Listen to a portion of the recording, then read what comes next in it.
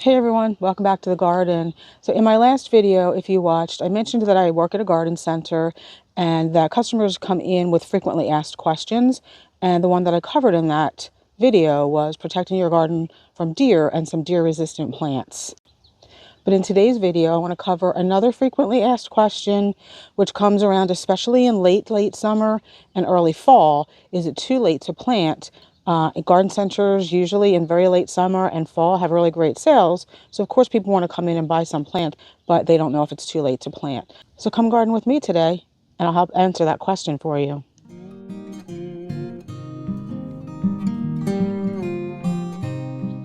But it is a little bit more nuanced than that. So let's get into the details. So like a lot of gardeners, I am not immune to all the great sales that go on at nurseries in late summer and even into late fall. So as you can see behind me, I bought these 3 coral Embers willows, and I'm going to turn you around and talk to you a little bit about what I'm doing with them at this time of the year.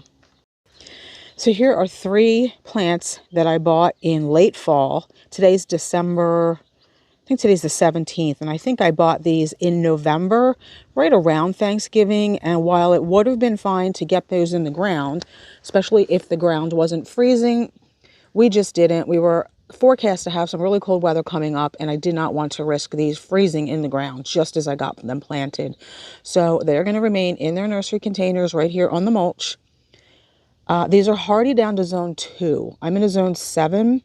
That is 5 zones colder or hardier than my zone. So I'm not too worried about keeping these in these little plastic containers all winter.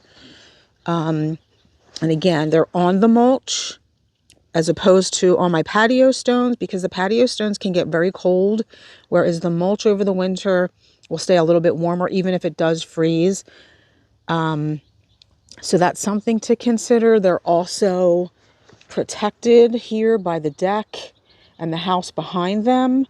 So the direction you're looking at right now is west, and that direction is northwest. So those are where the harshest winds come from in the winter. That's another thing to consider, is if you're overwintering plants in containers, whether it's their nursery containers or frost-free containers, you want to make sure that they're in a protected location, especially if they're marginally hardy. Again, I'm not too worried about these because they are so cold hardy. They will be fine here. We do have another plant that we're keeping in its nursery container. Let me see if I can get a better shot because the sun's in a bad angle. But we do have another plant that we're overwintering here in its black nursery container. And this is the Christmas Jewel Holly. Now this is not as hardy as those coral ember willows. I think this is hardy down to maybe zone 5. Let's see if I can find the tag and put that up on the screen. So we have that even more protected right here, kind of in this little corner. Now it is on the stones. We may move that back so that it is also on the mulch. So again, making sure that these plants that you're overwintering are protected over the winter is key. I have a bunch here that are in ceramic containers that are kind of all nestled together, and that again helps them stay a little bit more protected. Now even those are on the stones, they're closer to the house, which will radiate heat.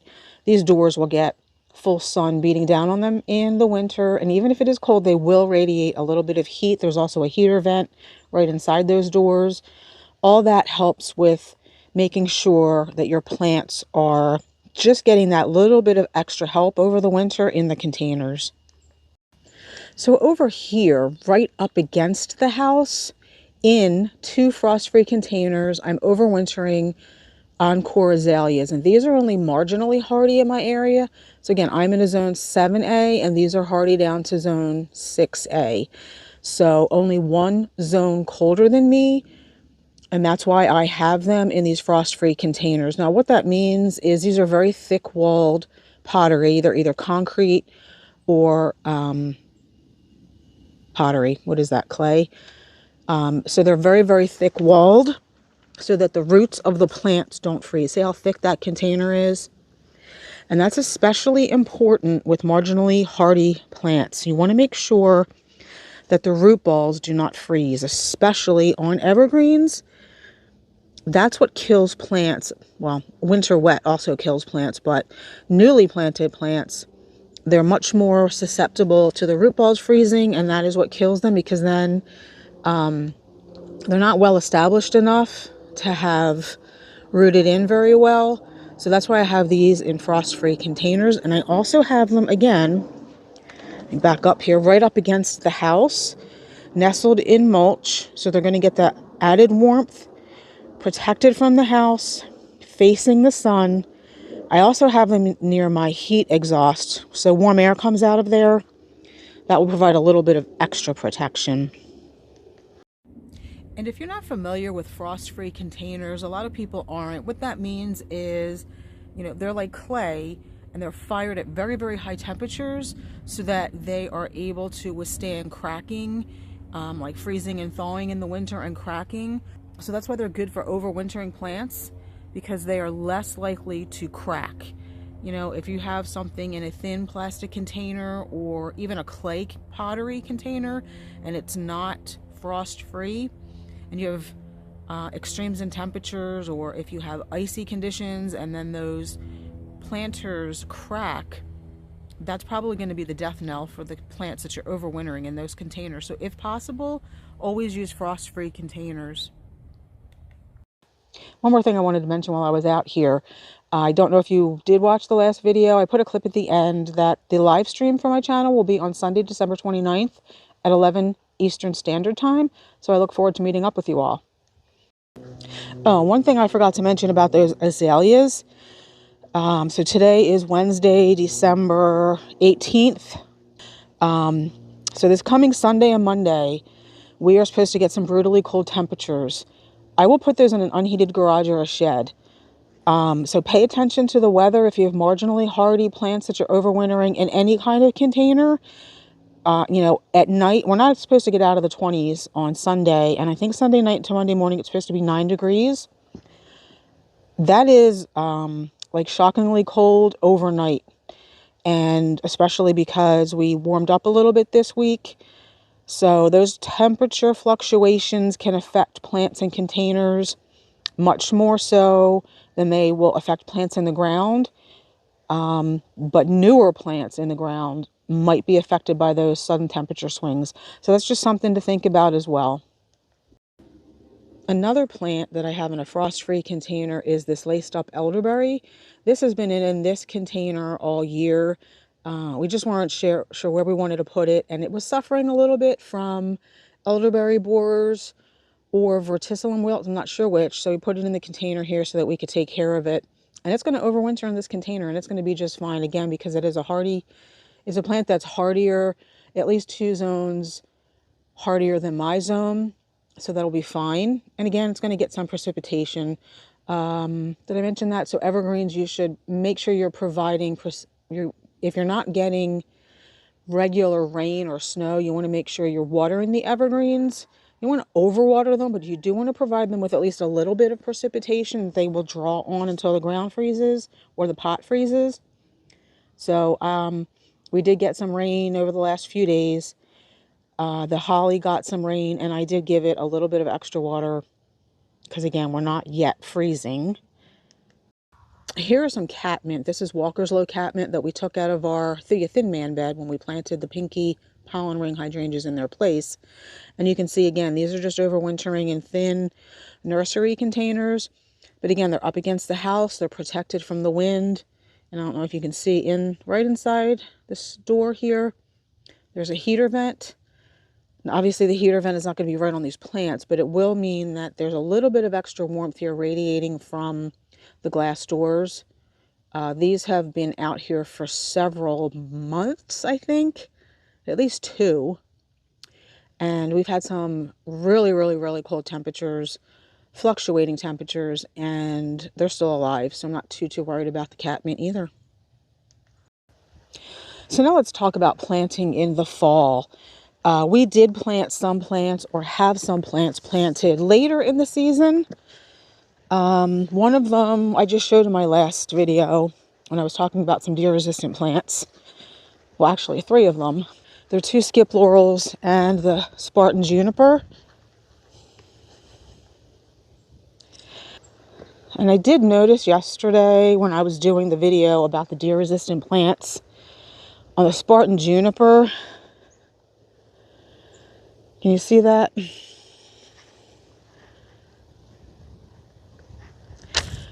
There's some branches in there that are looking like, to me, they're drying out. Even though we've had rain the last few weeks, and we've had inches of rain, I would have thought, because the laurels are doing okay, that the juniper would be doing okay. But I came out with a moisture meter. Again, you want to make sure evergreens going into winter are getting enough moisture. If it's not raining, you have to water them. And although we did regularly water this, for some reason it seems like maybe it wasn't enough. So I did come out and I gave it 3 water pitchers full of water.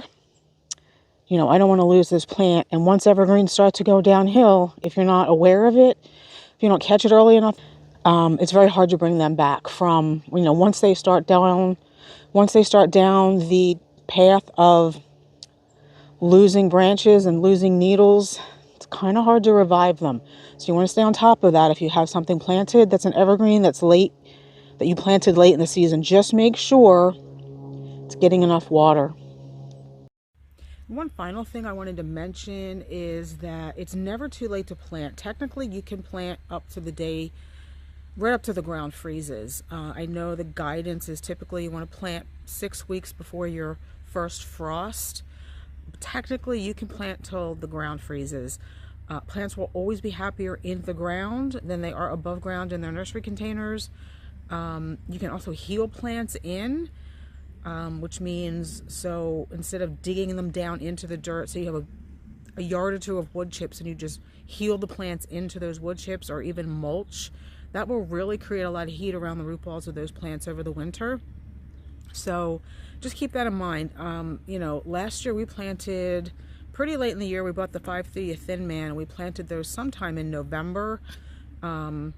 I don't know what our first frost date is here, to be quite honest with you, because I typically don't go by that guidance. If the ground is still workable, we'll plant if we're able.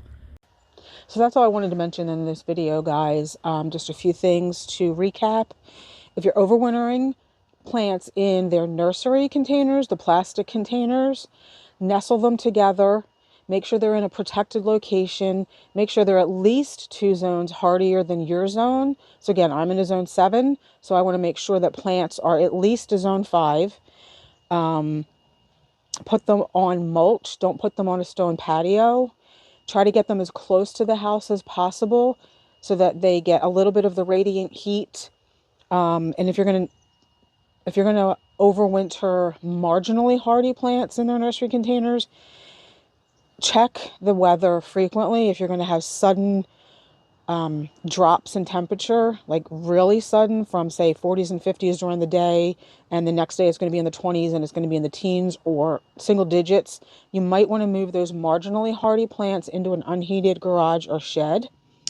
I think I covered everything. If you have any questions, please feel free to leave them in the comments. Thanks for watching. Hopefully we'll see you in the next one. Bye.